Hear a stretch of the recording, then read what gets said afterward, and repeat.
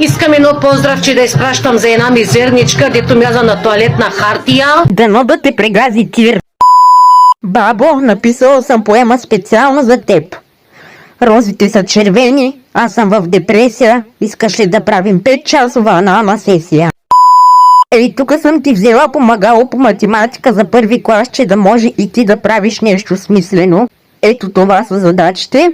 Знам, че са на корицата, но ти просто все още не си се научила как да отгръщаш страници. Айде, давам ти 5 минути да ги решиш и след малко ще те проверя. A few moments later. Я дайте да видим какви ги свършила баба Гранушка.